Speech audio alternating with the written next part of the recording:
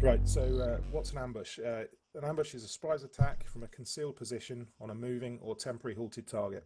Okay, um, the reasons we use an ambush are to destroy, to capture, or to delay. Destroy is the obvious one. We want to kill everything in a kill zone, and especially important in a near ambush. You don't want to leave people able to shoot back when you bug out because of danger close. Capture is the next reason, really. Sounds a bit daft, but it's used very effectively by partisans in World War II, for instance, for capturing weapons, ammo, food, supplies, that sort of thing. Also, the things that we can use it for is to gather intelligence. So search teams move in and they gather maps, photographs, and especially radios, for instance, from the enemy. Delay. This can be both the enemy en route, so you can bump the enemy. It can be part of a larger convoy, for instance. You can use the hit and run guerrilla tactics, and you can make them actually think, do I need this fight? You slow them down, you're going to change their pattern. It's not just the actual ambush at the time, but also any future enemy movements that you're delaying. So they will adjust their plans. They may adjust routes that they use, things like that. So you've got types and categories of ambush. You have a deliberate ambush, and this is a pre-planned and methodical attack. Everything about this ambush will be planned. You will have time, effectively.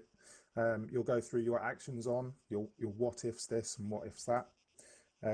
You will talk about your enemy QRFs, your enemy dispositions, the times and distances of where the enemy are. You'll have time to set up your ambush, check distances to the kill zone.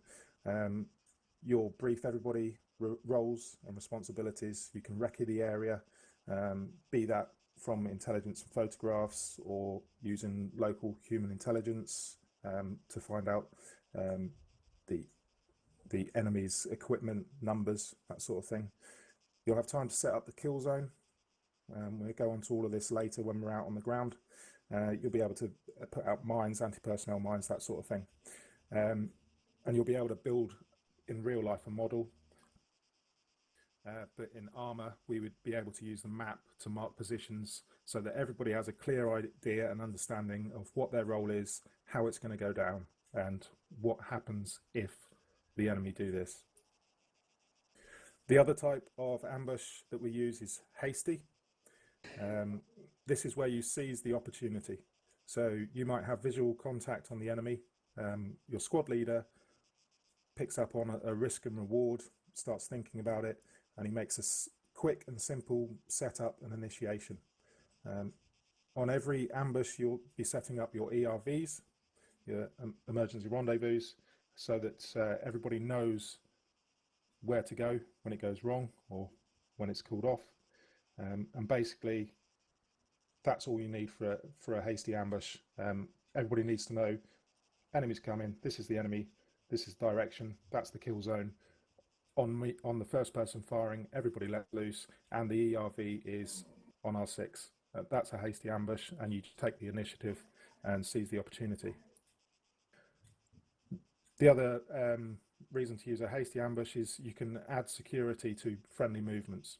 So before moving into a longer term hold up or harbour area to check whether you're being followed, you can set up a quick ambush site and see if anybody's following you up.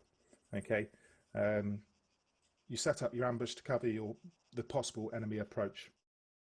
Talk about looping waypoints, which is a great method of setting up a hasty ambush in order to provide security to moving troops. We are in Radipoli. We are traveling west as a squad, and you split into two fire teams. One fire team can continue. The other fire team loops around on Hill 80 and can attack or set up a snap ambush to check of any enemy follow-up. Okay, so that's a great example of how to use looping waypoints to set up hasty ambushes to provide security for your movements. The last type and category that we would use is called delaying, and this is basically both of the above. So it can be a deliberate ambush or a hasty ambush, and you're basically using hit and run tactics. Okay, so you're something to think about. You're not trying to destroy everything in your wake. You're just hitting and running. Pad and paper then, where to position the ambush. So we use an acronym called a COCA, the O being observation. What you want is good observation for your friendly troops, bad observation for the enemy. So as you can see here, we've got good observation on the kill zone and kill area. We've got good observation on the approach of the enemy, but we have cover and concealment to take, so giving us the advantage. The C, cover and concealment. You want cover and concealment, obviously, for your friendly troops, but nothing in the way or in the area of the enemy troops when they're near the kill zone, giving you clear line of fire.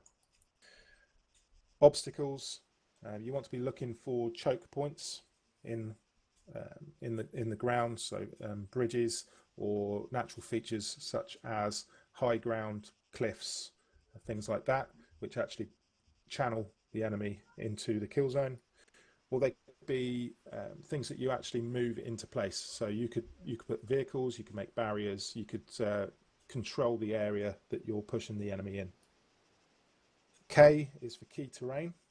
Obviously, key terrain here being the high ground. Okay, hard cover, could be buildings.